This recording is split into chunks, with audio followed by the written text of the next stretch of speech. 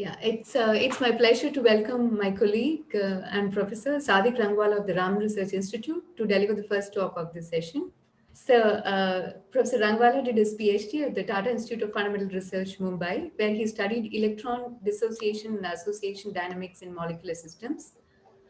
Thereafter, he entered the then emerging field of laser cooling of atoms by doing postdoctoral tenures at Institute of Optics, Orsay, France, and at the Max Planck Institute of Quantum Optics, Garching, Germany.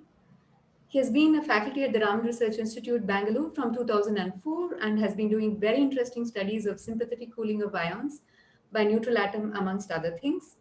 Sadik today will tell us about his work on symmetry, collision, exchange, and diffusion in ultra-cold ion-atom collisions.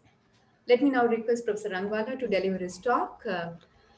Right. So thank you very much. I would like to start by really thanking the organizers for putting up such a fantastic program. I mean, it is really a tour de force to get the speaker list that you have so far. And I mean, I look forward to the conference. So without further ado, let me go to the topic of today's talk.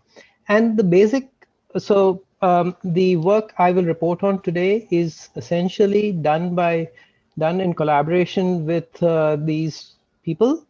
Niranjan and Nishant are mainstays of a lot of the work which is done. Amarendra has been doing a lot of the calculations on which it's the spinal cord of this work, and Olivier and Robin are colleagues who we have been talking the science out with quite in detail. Okay, so I'm going to take a rather broad sweep, and I'm going to give you a kind of a story which kind of puts together 10 years of work and gives it a perspective. So let me start by basically, I will start with telling you what hybrid traps experiments are very briefly and introduce the experimental platform that we are using. Then I will talk to you about what is the origin of the exchange symmetry that we intend to exploit throughout our work, and what is the effect on ion-atom collisions that the exchange symmetry has, the link between the cross-sections and diffusion, the collision cross-section and diffusion that emerges, what is charge hopping, and then I will go and tell you what is really extremely exciting for the future in this domain. And these are some of the pieces of work. The ones in blue are yet to appear in the public domain, but they will come out very shortly, definitely on the archive soon. So basically, we have been doing hybrid trap experiments with ions and atoms. And what is the system? Let's just first, we want to know that if you put a single ion in a cloud of atoms, which are all very cold, what is the consequence of this? How does the system evolve? And this is kind of, it's a bit exploratory because there are certain things that we do not actually understand with these kind of things, and it can be fairly hard to compute, as you will figure out as I go along. So essentially, in our case, okay, when you divide this class of, you can divide this class of experiments in many ways, but one way we choose to divide it is that ion and the atom are different species, and ion and the atom are the same species. And here I'm going to tell you what are the consequences of the ion and atom being the same species, and how does that impact the physics. So homonuclear systems are going to be talked about. These have an additional symmetry compared to heteronuclear systems. And here we will explore the consequences of this thing, sorry. So the basic interaction that we are talking about is the ion-atom interaction, which is a 1/r⁴. Okay, so here is how a hybrid ion-atom trap works. In the school, Stefan Willich talked about it in quite a lot of detail. And so this is our version of the hybrid ion trap, where you have in a vacuum system, you have two cavity mirrors. And you can control the spacing between these. You have optical trap beams, light beams. You have charge particle detectors, and in the central core you have wires and electrodes which create a Paul trap. You can do multiple different kinds of Paul trap, then you can make a magneto-optical trap right at the center, and around that there is a volume in which the ions are also captured. So you can essentially, in this particular conception of the hybrid trap experiment, we can trap combinations of ions, atoms, molecules, and light in the same experiment, and we can choose which interaction between which two species we want to do. So that's about, so now let me go on to the motivation of why we are doing it. So in the school, the students, at least, I mean, people have been talking about laser cooling of ions and atoms. In our case, when we are putting the ions and atoms together, and the laser cooling of ions is a pretty challenging issue, and when we are putting these it takes, there are many steps, and you go to the ground state of the ion trap. But in our situation, we are not talking about ions which can be laser cooled. We are talking about alkali atoms which have been ionized to form an alkali ion, and there is a utility for this. And one of the things that is really emergent, and Stefan Willich has talked much about this, which is essentially that if you trap a bunch of ions in an ion trap and you see how fast they eliminate from the trap just because of heating, because you have made the trap in a certain way and that heats the ions.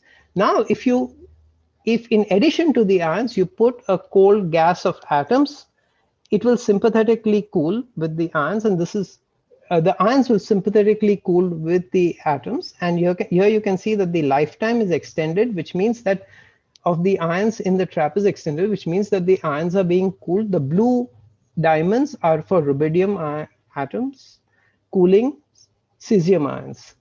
And now the red ones is cesium atoms cooling cesium ions. And you can see that the cooling of cesium ions with cesium atoms is much, much, much better.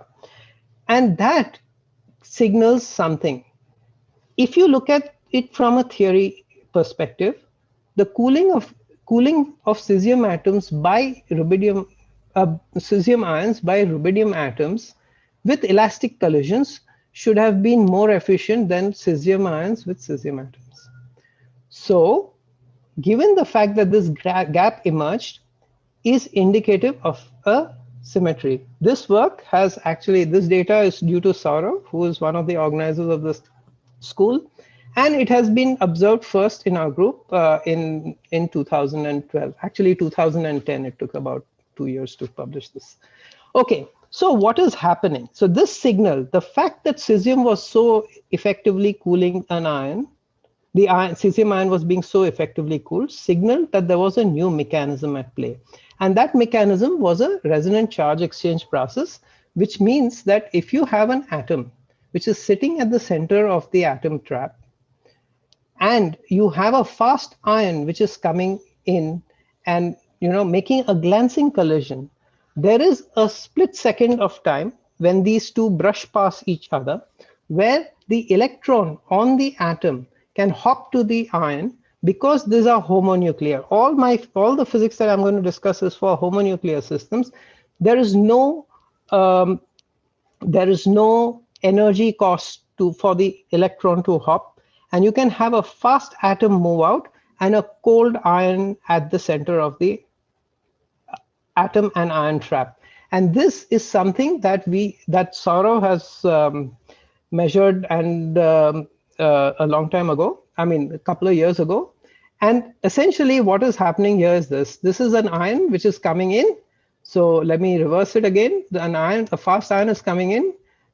As it passes the atom, it picks up the electron, and that picking up is at roughly a probability of half. Okay, and a fast atom goes out, and a cold ion stays trapped. So this was cooling by resonant charge exchange.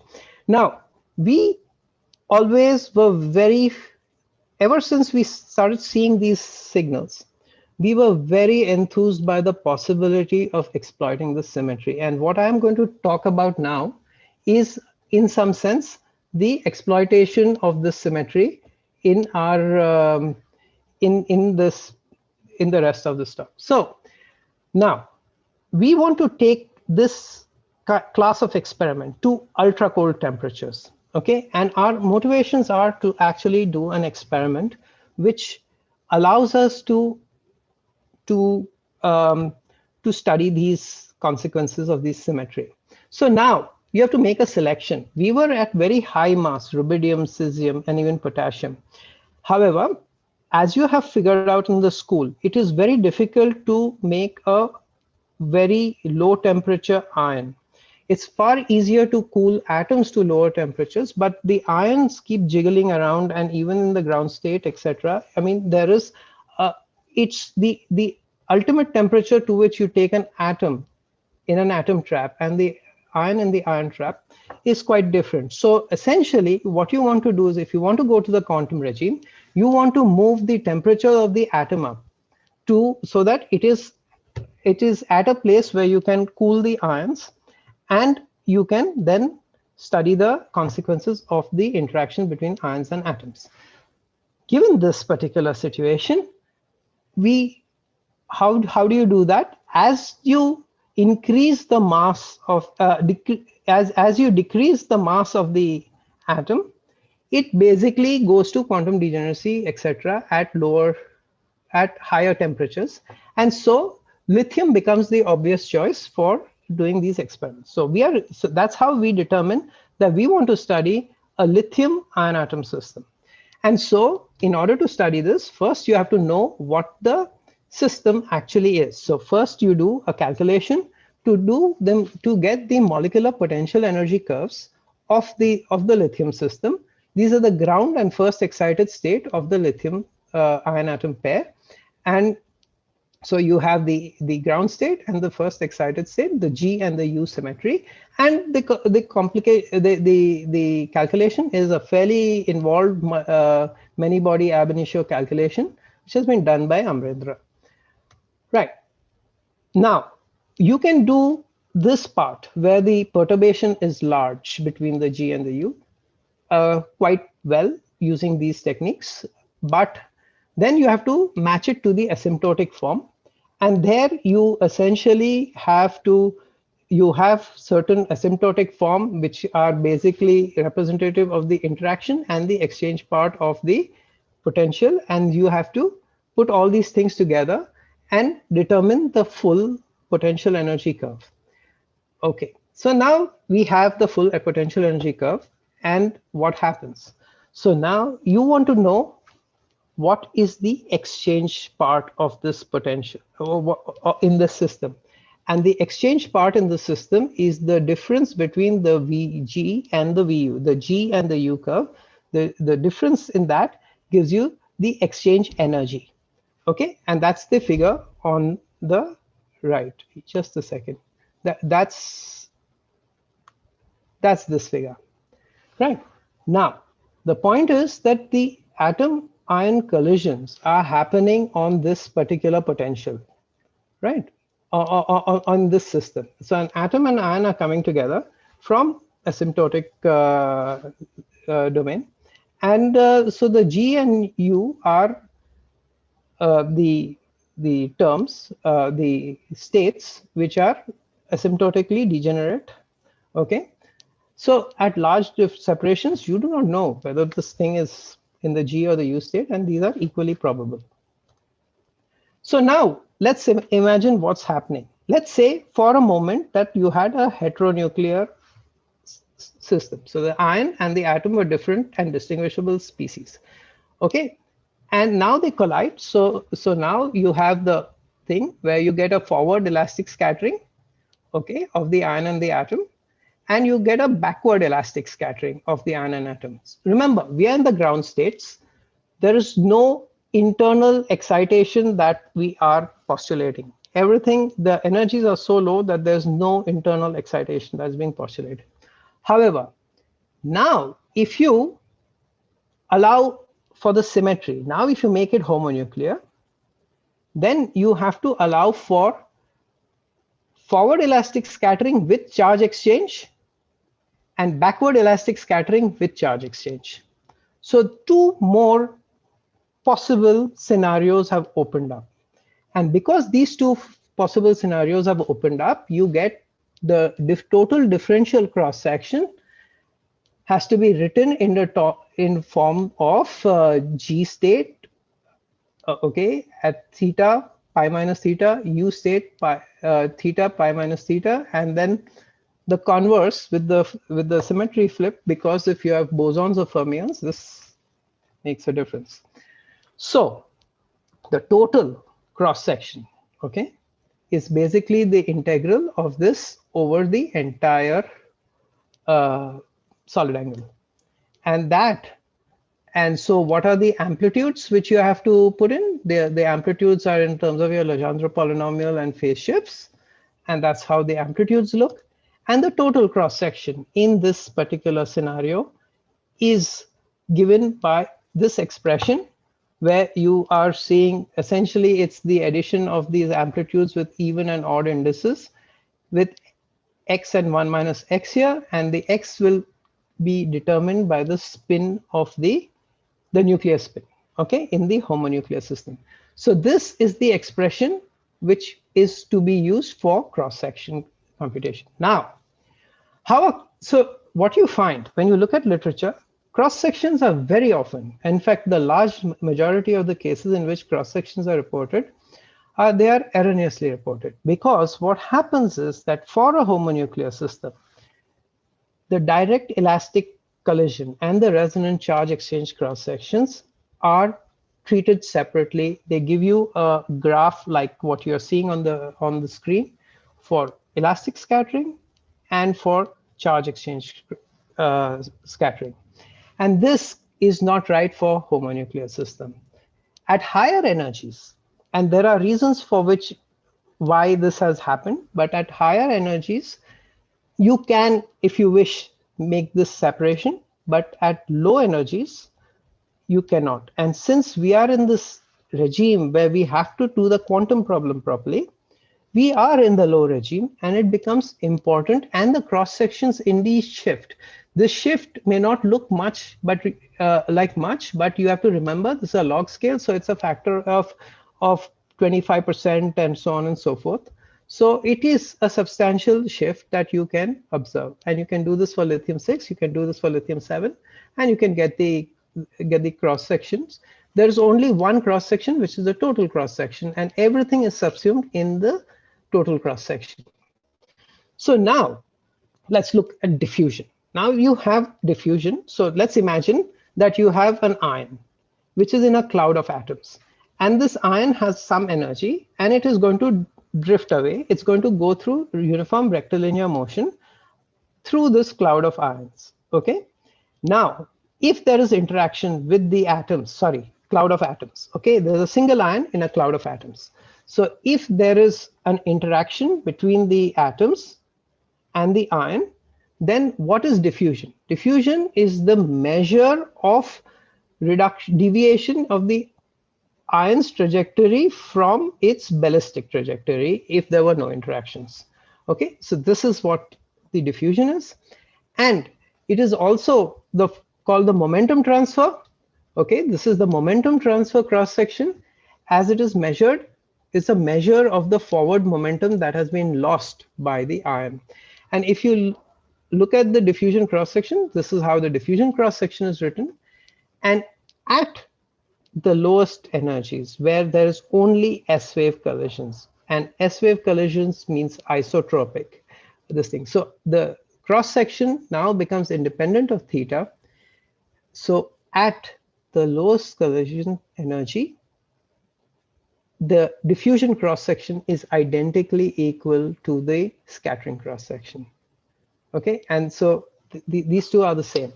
Now there's another bit of, because people have been splitting up the cross sections into charge exchange and elastic cross sections, there's another issue which has come up where it is commonly assumed that the diffusion cross section is twice the charge exchange cross section, and this has to do with some Langevin type of argument. And here you can see lithium-6 and lithium-7. lithium 7, this is indeed true because the twice charge exchange plot is coincident with the diffusion plot. But for lithium 6, these two separate by a huge margin. And so I'm just cautioning people that you have to be much more, things have to be a bit more, you have to take these things with much more care if you are going to do be in the full quantum regime. Okay, so this is what I would like to say. So now diffusion by collisions is also something that we can kind of understand. So now let's talk about a new kind of diffusion, which is diffusion by hopping. Now, so let's visualize the system first. You have a single positive ion in a cloud of atoms. Okay, and within this cloud of atoms, okay, you have this ion. It has been created by just, very gently pulling out one of the electrons of the atoms so as to get an ion which is thermal in terms of its kinetic energy with respect to the rest of the ions, rest of the atoms. So the ion is the charge now inside an ultra cold gas at low enough temperatures and high enough densities, and it's kind of this is an experimentally accessible regime. The wave packets of the nearby ion and atom, they start overlapping. Okay, so this means that the ion and the atoms, as you are cooling them down, they delocalize, and they are not exactly these point objects, but they are situated with a certain physical uncertainty of where they actually exist. Now, so what happens is these clouds overlap, and these are two views, and this gives rise to the possibility of charge hopping, okay, which is in addition. This is not collisional. This is in addition to collisional diffusion. Okay, so this hopping. So now what do I mean by this? So let's say that you're at a very low temperature. So you have a de Broglie wave. Okay, so you have a certain delocalization length, which is lambda A for the atom, lambda I for the ion. Since the ion is done by gently removing one electron from the atom, basically lambda A is equal to lambda I. We work in that scenario.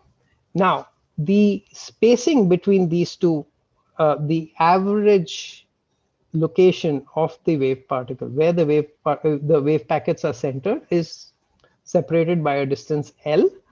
And what you have to then calculate is the probability that if I have an ion at a particular location consistent with my ion wave packet, what is the probability where I can get an atom within that volume, within a volume described by a radius rho IA, which is given here. So rho IA is some distance scale, and we need to compute this particular probability. All right, given that we have computed this probability, what can happen is the following. You can then mediate an exchange if you are within the exchange.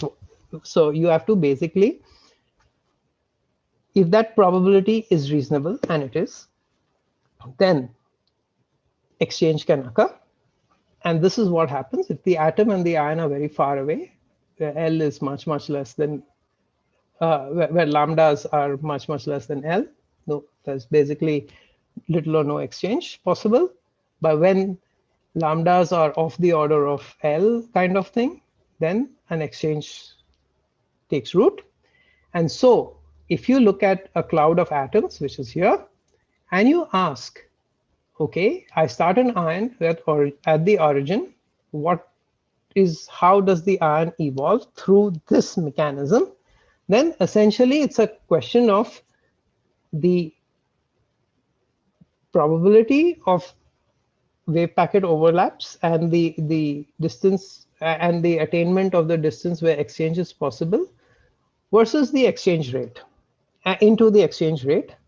And that's basically what you have to compute.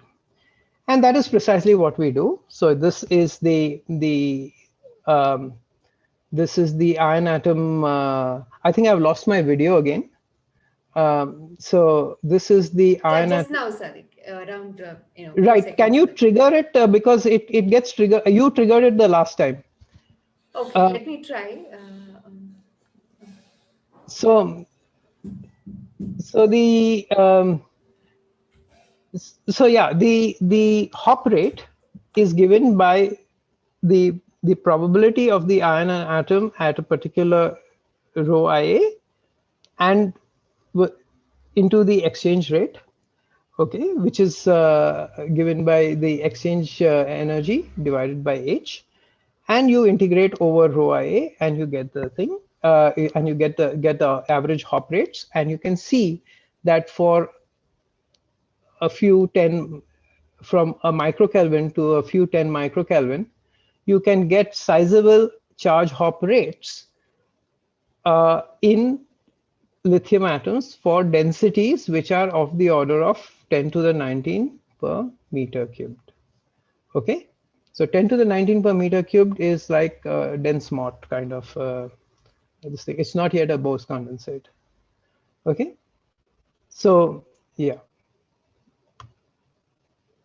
right. Yeah, Thank you. okay, no problem. Right. I do not know what's happening. Okay, No, with respect to this. yeah, it just So saw. Yeah, right. Yeah, go ahead. So now what is very important is that we need to now determine what is the collision rate versus charge hopping rate.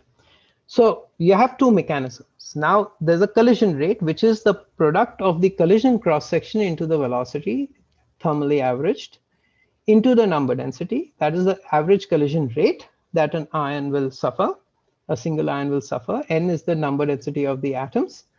And the collision rate coefficient is basically Z divided by N. And the hop rate is similarly V bar, which is the hop rate, which was determined on the previous thing, divided by the number. And what you find is that the hop, so these are the red ones, the red, yellow, and blue are the hop rate for discrete particles. The green is for if you assume that the atomic gas is a continuum, but let's not worry about that right now.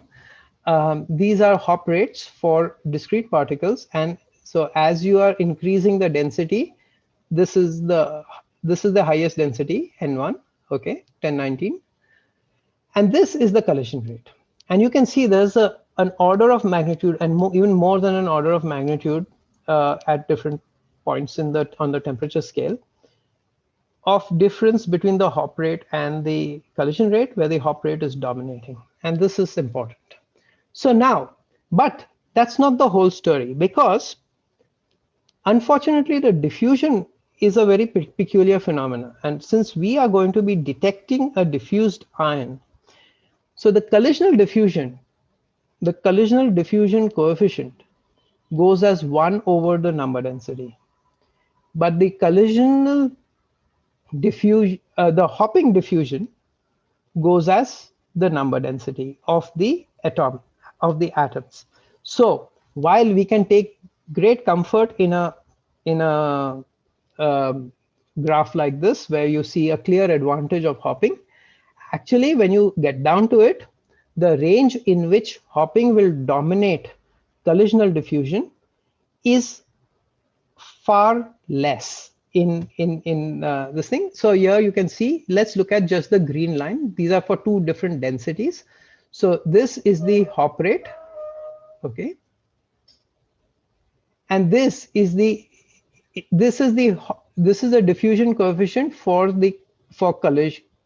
hopping. Sadiq, And this is there is a question here. Do you want to take? Yeah. It's from Arnab Sarkar. He says, for any kind of heteronuclear collision, escape rates of ions should be the same then, is what he's asking you. For any kind of heteronuclear? Yeah. I'm sorry, I didn't kind of understand this question because heteronuclear is we are talking about a homonuclear system. Yeah, So that's true. I'm not understanding what the context of this question is. Actually, initially you showed a collision, like the rate of escape when both are cesium atom. One is ion and a cesium atom, and another case that is a different atom. Yes. So for cesium atom, the escape rate was very slow. So my question is that when this is not an not a cesium but any other atom, the escape rate should be same. So just okay. That experiment does not connect with this one because that is not a diffusion experiment. Okay, it is a collision experiment, but it is not something in which the diffusion is being talked about. Here, the situation is like this. You have a slab of atoms. Okay, you have a volume of space where there's a uniform density of atoms, and you're starting ions from a particular point in this density. Okay, and you are seeing how the ion is, where the ion is going to be at a particular point. Let me just go to the next slide, and then you will kind of understand perhaps a bit more about what I'm saying. But the diffusion, see, if you look at this particular thing, if you look at the average collision rate, okay, you look at this. This is what is going to dictate the collisional diffusion finally, okay, and it's going to be a product of the total cross section and the velocity. So in a heteronuclear thing, it will scale as whatever is your the cross section. Okay, if you have a large cross section, then the collision rate will be higher. If you have a small cross section, the collision rate will be lower. That's basically it. Okay, Arnab, if you have further questions, then you can, do it at the end of the talk. Yeah. Yeah, sure. Right. I'll continue then. Yeah. So now let's go to a particular instance where there's diffusion in a Gaussian distribution of atoms. Okay. So let's say that there's a Gaussian distribution of atoms, which is given by n, which you are seeing there on the screen. And you have an ion which is initially starting at the origin of this Gaussian distribution, and its time coordinate is going to be given by xg, yg, zg, which is basically means that it is with respect to the origin of the Gaussian ensemble. So now this is where, so this is the thing. This is a rough emulation of Gaussian distribution of ions, and what you're doing is you're starting an ion which is in thermal equilibrium with this cloud of atoms, okay, at the origin, and then you are going to ask the question that it's moved here in time, and how has this diffusion occurred? Okay, so how does the ion diffuse? Now we know that we have two different diffusions which are available in this scenario. So now let's look at the diffusion coefficient. As I told you, there are the diffusion coefficient for the hopping is different from the diffusion coefficient of the collisional diffusion coefficient, and you can see this now. So the diffusion coefficient of the hopping is essentially very large at the origin, okay, where the density is high, and it goes down very rapidly, okay, and at around sigma it goes under and the diffusion becomes negative, okay. And this is kind of pretty straightforward because the diffusion is going to preferentially seek out the higher density to hop to. So when it goes beyond when the density gradient really starts mattering, the hopping is preferentially towards the higher density than the hopping, just making more distance from the origin. On the other hand, collisional diffusion with the coefficient is going to, so this is basically as a function of the radial separation, and is going to increase monotonically, all right, up. So what happens, what you would see in this scenario is a competition between collisional diffusion and hopping diffusion. And what hopping diffusion does, okay, if you take which is the blue dashed curve, what hopping diffusion does is that if there's an ion here or anywhere in this part, it will tend to move inward to the zero diffusion point, where the diffusion coefficient is 0. And the ion which is located here in time will move to again a point where the zero diffusion is there. Now, since the atomic collisional diffusion is quite small, the crossover point is somewhere here, but you have another crossing of the effective diffusion coefficient, which is the sum, the geometric, which is just the sum of these two diffusions, which is essentially gives you another crossing, which means the following. If you, in a system where both these things are simultaneously operational, then essentially any ion in this regime, in this radial, within this radial distance, will tend to diffuse onto this particular point where its diffusivity goes to 0. This can be appreciated from this vectorial kind of a plot where, here you have inward diffusion, here you have an outward diffusion, and beyond this point you get a net outward diffusion, because again the collisional diffusion is stronger and overwhelms the hopping diffusion. So this is very useful, because what is happening is that the ion which is seeking the point where its diffusion in this gradient of gas goes to 0. Okay. So when you can do a Monte Carlo simulation, I've lost video again. So you can do a Monte Carlo simulation, and you're frozen, what you Sadiq, you're frozen. Now. Oh my gosh. Okay. Yeah, but we can. Yeah, can you hear me? See. Yeah, sure. Right. Yeah, we can hear. So, okay. So the point is that we have you can do a Monte Carlo simulation, and you find that, yeah, sure enough, the ions go up and down, but they essentially flatten out at this particular high gradient point. Okay. And you start, and this is the ballistic curve. Okay, so if you had started an ion at the origin with roughly with the same thermal velocity, which is the average velocity of. We are stuck on a different slide. Yeah, you're frozen, Sadiq. I think we are lost him.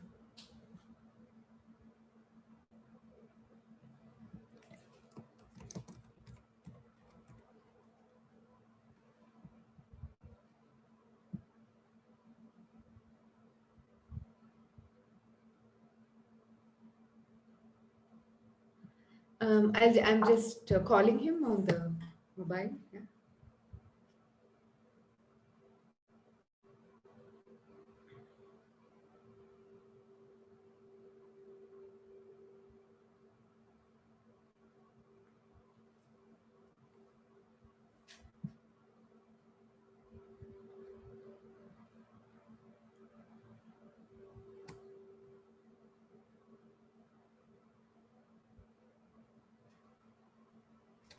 Hello, can you hear me? Sadiq, we can right. hear. Yes, I can. I'm so sorry. I do not know what happened, but everything glitched out. I'm going to screen share again. Yeah. Okay. Hopefully it's not too much of this thing. Okay, just 1 second.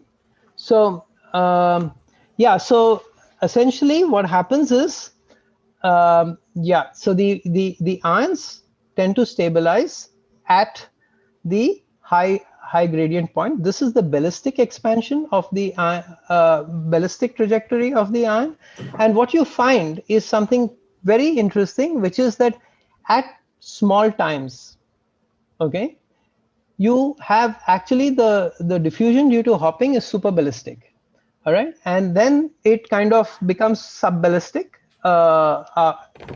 in the longer times. So it really tries to find the point of largest gradient very fast. Okay, so of course we are experimentalists and we want to know how this thing will work in a laboratory.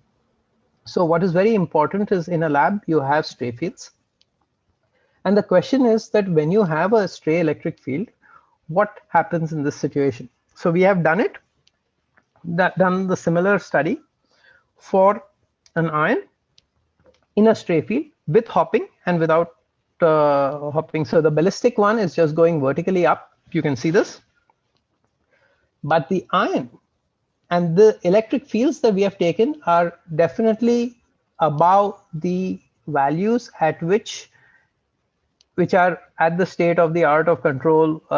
This is at least an order of magnitude better than that. I mean, higher than that. So this kind of control of electric fields is indeed possible.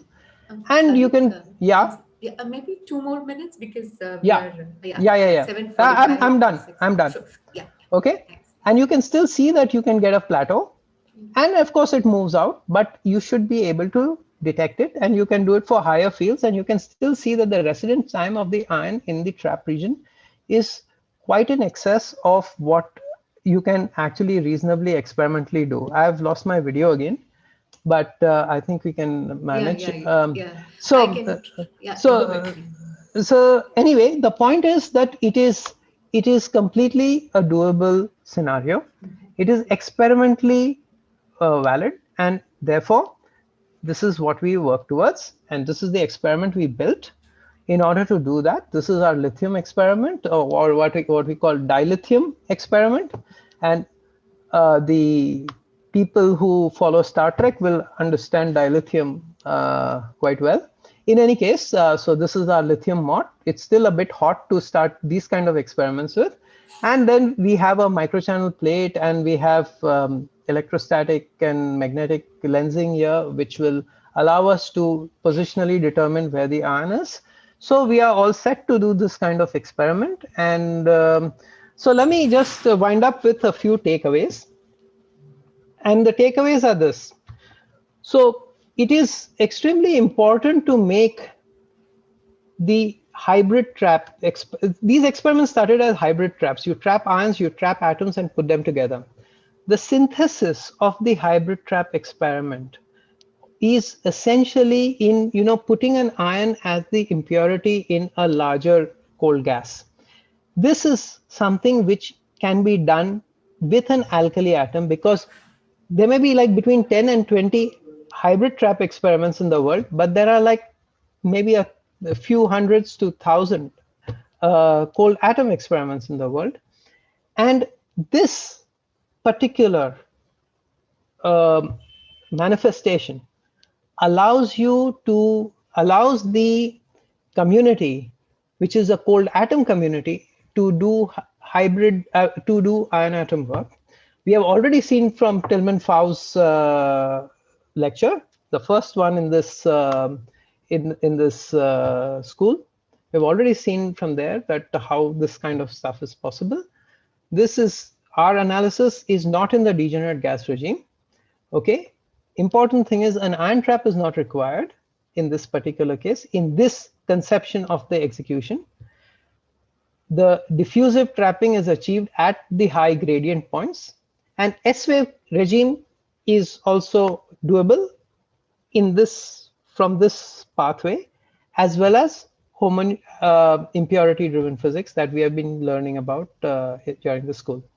With that, I will just sign off with credits to all the people who have been working on this. Thank you. Thank you, Sadik. Now the floor is open to questions. People who want to ask a question can unmute themselves and please ask.